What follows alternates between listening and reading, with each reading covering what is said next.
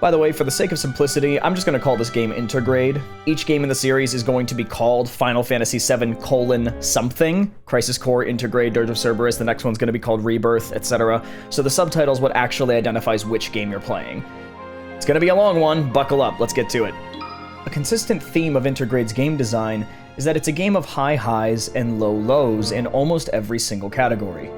Starting off with the overarching game design, the game is in a rather paradoxical situation, being both one of the most reward-heavy games I have ever seen, while also having a very brutal habit of wasting the player's time. Virtually everywhere you go, there's something waiting for you.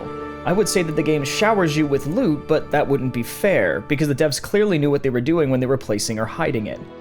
With the devs also frequently using materia, arguably the most noticeable and valuable item type in the game, to both incentivize players who explore and reward players who pay attention and condition themselves according to the game's mechanics. For example, very early on in the game, you'll enter an abandoned factory with the goal of clearing out the monsters that have recently moved in. When you enter, you'll see the materia sitting just on the other side of a fence that's now inaccessible from where you are. This creates a sort of sub-quest in the player's mind, as materia this early in the game is even more of a precious commodity than it will be later. So, while you are there to complete a main quest, it's almost more important that you clear it just so that you can explore to find where that precious materia was hidden. The game does the same thing later on far more obviously when the player is in the rafters of the city plate, taunting them with the potential of rarer materia only to take it away from them, making it both impossible for you to miss and more memorable than the one back at the factory, producing the same sort of internal treasure hunting sub-quest as last time but on a greater scale. Likewise, early in the Intergrade story, you're taught to break boxes from afar with Yuffie's shuriken to get items. In a move that rewards players who have acclimated to this conditioning, the devs reward players who are now looking for the distant boxes with rare materia again, just out of reach, early game, hidden in an old factory. This is a game that appeals to the loot goblins of the world, which is incredibly appropriate seeing how one of the main characters is one. On the flip side, however, we have the never-ending leg day that is this game's traversal. This game has so much running. I'd argue that if you were to break this game's runtime into pieces, 33% is actual gameplay, 33% is cutscenes, and the remaining third is simply just all the time spent running around. You do eventually unlock the ability to fast travel in Chapter 14 when both Sector 5 and 6 are made available to you with a plethora of side quests. Except you have to pay for it, and the number of places that you can go is limited to 4 set locations that you can travel to and from. While you can complete a side quest that increases the number of fast travel points by finding hidden chocobos that ran away, you only get 3 more. And what's worse is that, since virtually every single area with a hidden chocobo has another quest in it, unless you forgot to grab the other quests, you're more than likely going to complete all of the quests in that area at the same time that you get the hidden chocobo that lets you fast travel there, making the new fast travel points almost entirely redundant and pointless since there's nothing left to do in that area that you can now fast travel to. But worst of all is the thing that I mentioned first of all. You unlock this in Chapter 14. The game is only 18 chapters long, and the Intergrade section featuring Yuffie doesn't have fast travel at all, so you have to be 3/4 of the way through the entire game before it offers some form of compensation for all the slow traversal, and then it takes it away immediately and you never see it again after Chapter 14 in either the main or Intergrade storyline. It really feels like they only put it into Chapter 14 because it's the one with the most side questing, and they realized that running around 2 complete sectors all on your own is just a chore. For a game limited to a single city for the entirety of its runtime, Intergrade does some excellent work with its steampunk fantasy setting. Not limited to simply a steampunk-inspired city, you also have varied slums ranging from what you would imagine a place called the Slums to look like, to a sprawling and gaudy entertainment district run by a crime don.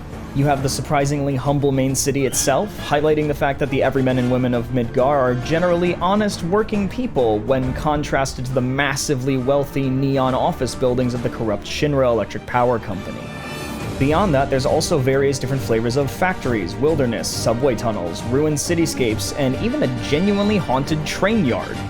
As previously shown, the level design is leveraged in terms of its verticality and accessibility to motivate and reward the player depending on the circumstances. The areas of the world will also change in response to new events of the story, both in that new areas are going to be made to be explored in response to changes in the world, and old areas will look and traverse differently after certain major story events. NPCs and side characters will also change their passive dialogue pertaining to you depending on the side quests you've done, taking you from a loner that everyone seems to just begrudgingly tolerate to a bona fide people's hero that has earned their respect. A key positive element of the level design aside from the exploration or rewards is that it often gives the player notice of the challenges ahead and gives you time to prepare. Say in this section where you're overlooking a nest of creatures that you've yet to face, and if you look closely you can also see a Shinra trooper using a flamethrower, which has also not been encountered yet. The main negative of the level design is that sometimes the game just artificially complicates traversal of a level just to pad out for content, or it'll just simply lock you into a room and force you to sit and wait for permission to leave. Most egregiously, both happen when you first go into the Shinra building. Say for example this section with Tifa trying to break into the help desk in Shinra HQ. After jumping from light to light, the only path for which has been forward up to this point, the player will have her jump forward toward a light that she can hopefully swing off of, and then has her fall short and land on a couch. She then has to find her way to get all the way back up to where she was, and try all over again by way of climbing on top of cars, running along these fixtures, and then climbing hand over hand through lighting rigs. This is technically well designed, and everything is lit in neon to actually indicate where the player needs to go, and it's the most standout visual feature in the room. However, let's say that you're playing this chapter again, or you recognize that you probably can't make the jump in the first place, or you just don't care about the loot that you saw on the way here.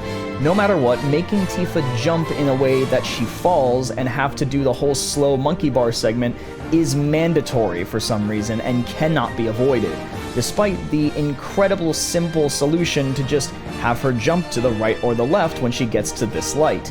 It wouldn't even break the flow either, because on first playthrough you've only ever been conditioned to go forward, so most players would almost inevitably fall and do that section anyway. Giving players the option to slowly turn left or right and jump to an adjacent light now that they know what to do would reward those who have already done it before by saving them time. Later in the same chapter, you'll enter the Shinra Museum, and while the area is full of lore and story-relevant cutscenes, it also has you sit in a waiting room after you just sat through a cutscene. Following is a sequence of narration from the tour guide that only lasts about half as long as the presentation on screen that you must sit through until all the doors in the room unlock, allowing you to leave and move on. As bad as this is, it's made far worse by the fact that, for reasons I don't want to spoil, this is a chapter that you will be coming back to potentially multiple times after beating the game, meaning that you'll be made to do this and the climbing segment unavoidably multiple times regardless of how many playthroughs you've done. Truth be told, I never really experienced any major glitches or stability issues with the game in all the time that I've sunk into it. While I did have the issue with it losing my controller, which at this point, considering that's been a constant problem with many games, I feel the need to point out is a wired Xbox One SCUF controller, I feel as though in this circumstance it's perhaps because this was a PS5 game that was optimized for PlayStation DualShock controllers and not an Xbox controller. Does that excuse it for not working with my controller on PC after allegedly having full controller support? No, but at least having some sort of rational reason makes it a little less problematic, other than they just didn't do it right. The only glitches, quote-unquote, I'll say, that I experienced aren't technically glitches, but just sloppy design decisions. Very frequently, your party members will fade in and out of existence in order to teleport to you if you get into a fight without them. Again, this isn't something that's difficult to solve, as you could just simply have them teleport just outside of your field of view and then run up from behind or from the side, but more often than not, we just have characters spawning on screen. Again, it's not a glitch, it's very clearly designed to be that way, it's just simply lazy. The narrative of the game is split between two parallel storylines. The main story follows Cloud Strife, a former super soldier for Shinra turned mercenary who returns from the battlefield to the city of Midgar after being hired by the eco-activist/terrorist group known as Avalanche. This story runs for 18 chapters and sees him reunite with his childhood friend Tifa, as well as her new allies in the form of Barrett, Jesse, Biggs, and Wedge, who make up the more aggressive Splinter Cell of Avalanche. All the while, he's coping with PTSD, both induced from the war and the procedures done to him through Shinra's elite soldier program that, while making him a superhuman fighter, is also slowly killing him. The Intergrade story, on the other hand, follows Yuffie, the aforementioned loot goblin, who is actually a young ninja from the neighboring enemy nation of Wutai, sent to infiltrate and sabotage Shinra from within by stealing their strongest experimental materia with the help of the not-as-terroristy main force of Avalanche. The Intergrade story is only 2 chapters long, but these chapters are a bit longer than the main stories, at least if you play out the side quests. Speaking of, her 2 chapters cover the length of time between chapters roughly 7 to 13 of the main story, beginning just after Cloud is separated from the main group and ending the moment that the city plate collapses. The main purpose of this is to give Yuffie a motivation for hating Shinra and a reason to join up with the main group in the next game. It is a story that's carried more by its characters than its world, just so much the heroes as the villains. Cloud is stubbornly aloof and stoic, refusing to open up to anyone about anything no matter how badly it's causing him to suffer. He's a very plain character at surface level that allows for ample nuanced motivation, ranging from revenge on Sephiroth and Shinra, to a desire to feel loved and accepted by others, to an inferiority complex that leads to his very first smile in the story being just after Jesse tells him that he's cool. And nearly every single character in the game is like this, some form of broad archetype with nuance under the surface.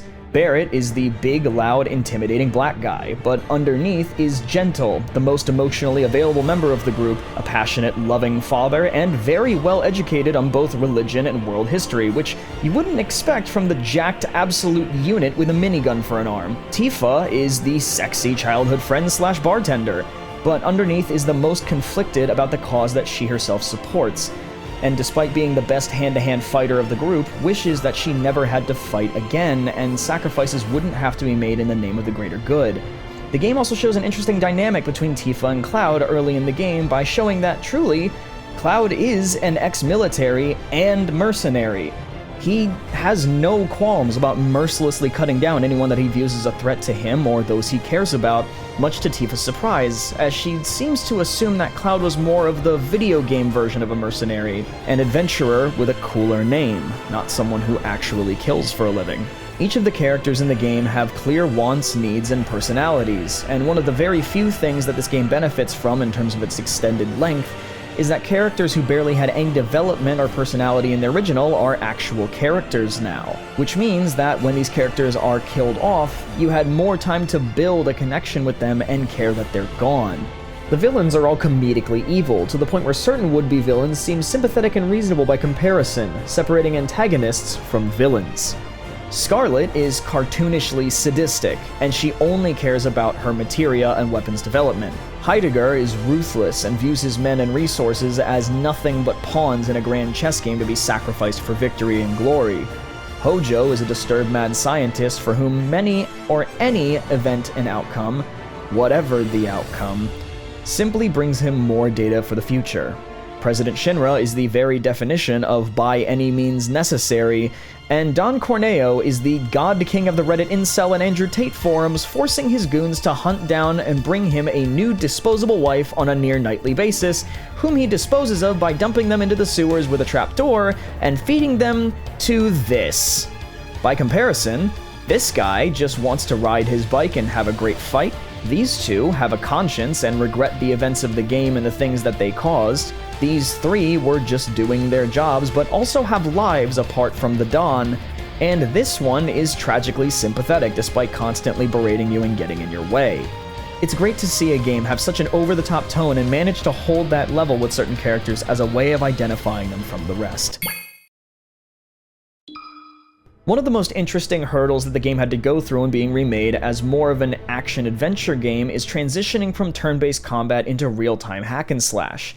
In this way, the gameplay styles essentially made the same leap that the visuals did years ago, transitioning from 2D to 3D, as the turn-based combat from before has your characters almost exclusively move from left to right, or vice versa, on a static plane, while modern takes on JRPGs give you more three-dimensional movement and freedom to roam around the battlefield as you fight. The solution the designers found for this problem was an innovative compromise that manages to blend the two seamlessly, and it genuinely works. While in combat, the player can bring up an options menu, allowing them to choose from special abilities, casting spells, or using items for each character in their party. Doing so slows down time and enters what you would call tactical mode, giving players precious moments to strategize and choose precise moves before releasing themselves back into the action again. This now gives you the ability to be strategic and take time planning out your next move in the way afforded to you by turn-based combat without depriving you of your autonomy. As players get more comfortable with their playstyle and adept with the combat, they can choose to streamline the combat loop by utilizing the hotkey menu accessed by pressing the left bumper or L1 on DualShock. By assigning an ability, spell, or item to the 4 main face buttons, players can access them immediately without interrupting the flow of battle with tactical mode. The core problems of the game mechanically come in the form of one-off mechanics that you will never use again, arbitrarily arresting control away from the player, or otherwise limiting them in unintuitive or unhelpful ways. The worst of these, though, come in the form of Red 13 and Sonon, especially Sonon. Red 13 and Sonon are unique characters in that they are the only 2 party members designated as guest members, meaning that the player isn't allowed to control them. I only mentioned Red 13 because he also falls under this category and actually introduces the concept, but with him you'll often have other party members. With Sonon, it actively breaks part of the core combat loop, and again, we see the developer trying to give the player the ability to compensate for their bad design decisions, except in this circumstance it doesn't even work. The core combat loop revolves around the party's resource management cycle.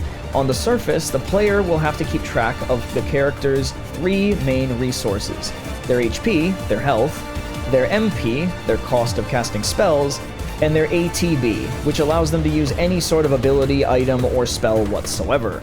But there's actually a 4th resource in any sort of combat encounter: the enemy themselves. Enemies in this game have a tendency to focus down whomever the player is controlling, especially when the player is dealing damage with that character. While tactical mode allows you to take time to make a decision, you still have a wind-up for every ability and spell you can use, especially casting spells or even using items. This wind-up can be interrupted, but the meter is still consumed to use the ability regardless of whether or not the ability actually works or goes off, meaning that the player can lose the necessary resources to do anything without actually getting rewarded for it if you get interrupted. Needless to say, this is arguably the worst thing that can happen to you in a fight, and you avoid this by managing the enemy's aggression. If you're not being given a moment to breathe, and the character that you're playing is, say, the only one that can heal, you can switch to another member of the party to draw the enemy's attention onto you before commanding your old character to heal or do the other necessary command you need them to do with tactical mode.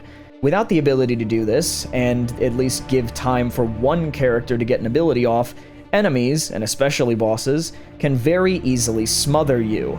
This happens all too frequently in the Intergrade section of the game, where the only playable character is Yuffie. Meanwhile, her only other party member is Sonon. But as mentioned before, the player can't control Sonon, only give him orders, so it's impossible to draw attention off of Yuffie in order to get her to do something once an enemy or boss aggroes to her.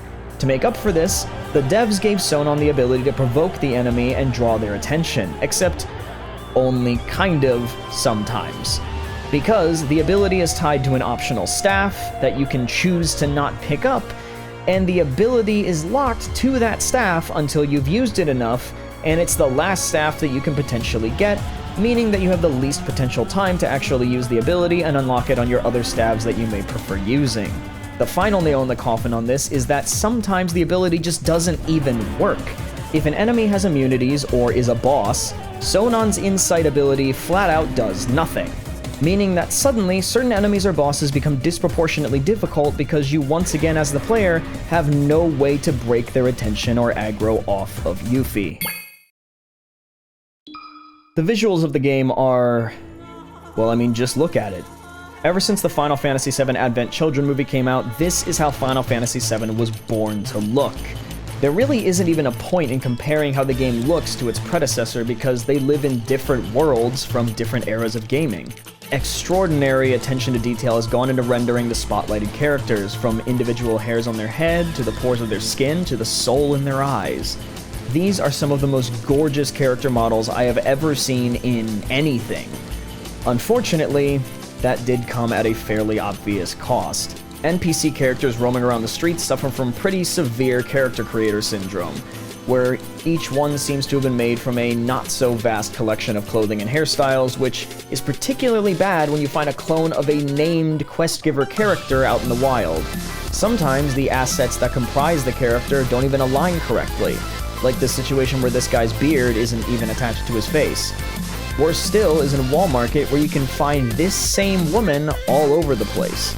There are several instances where, contrasting the majority of the game's beautiful visual polish, the game just farts out some textures that are 480p and calls it a day. Most hilariously is this random sniper rifle next to the weapons shop in Sector 5. Just look at it. I mean, I think 1997 Cloud was made of more polygons than this. Likewise, despite the dubbing in the English and Japanese looking amazing in cutscenes, lip flaps rarely ever match up to what's being said in-game, no matter what language you're in. I can hear them shouting "intruder detected" or some other nonsense when they float it off. It's a similar story with the audio. The music of the game is unique and all over the place.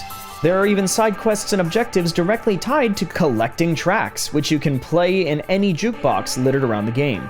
In my opinion, the most fun of these is the Happy Turtle theme that plays throughout Intergrade as you go through and find flyers for the side quest. Every time you find one of the 6, the theme song is playing nearby, but it's a completely different genre every single time.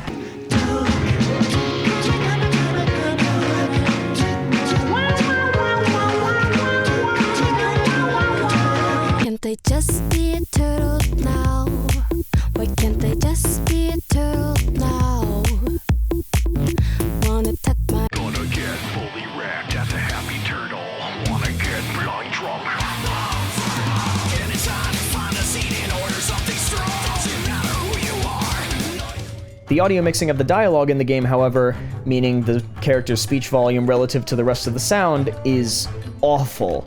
In many instances throughout the game, one or more characters will be drowned out by music or sound effects going on around you or just from the scene that you're in.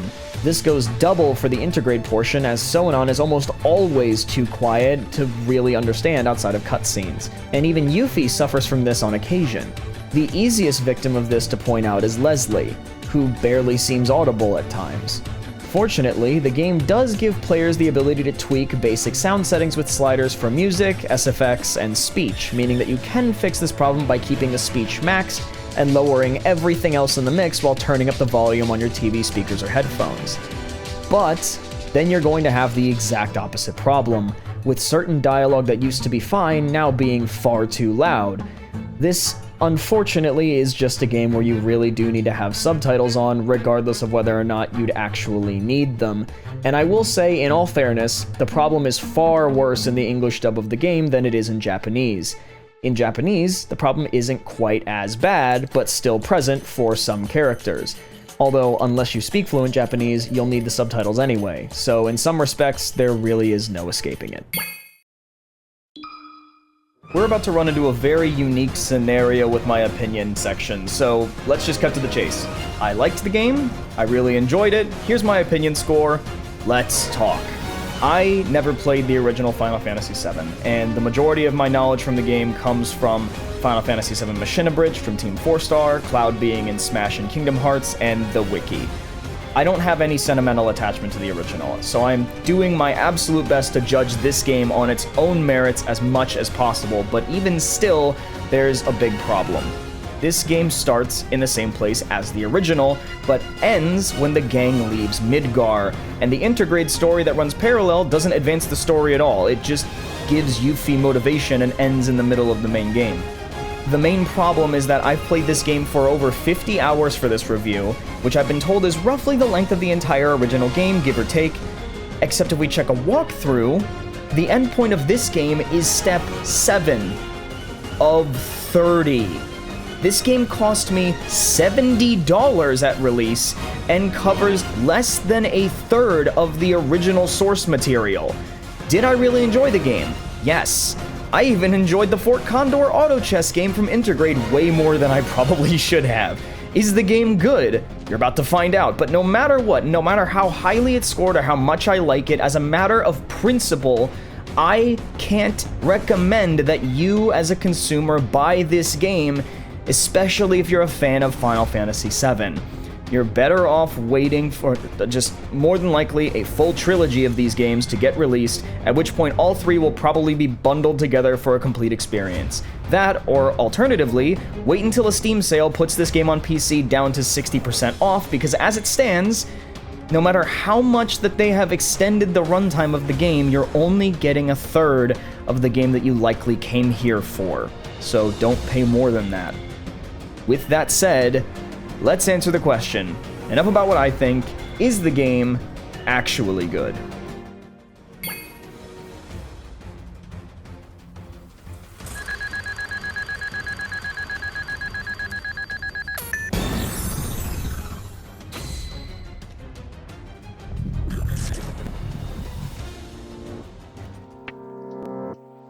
You know, I never really expected that I would genuinely love a game and have it get a high score on design criteria and still not recommend it, or at least I didn't expect it to happen this early.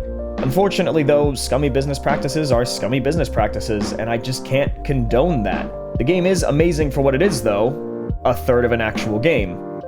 If you made it this far, please consider subscribing. It means more than I could possibly express, and as always, I will see you, yes you, next time.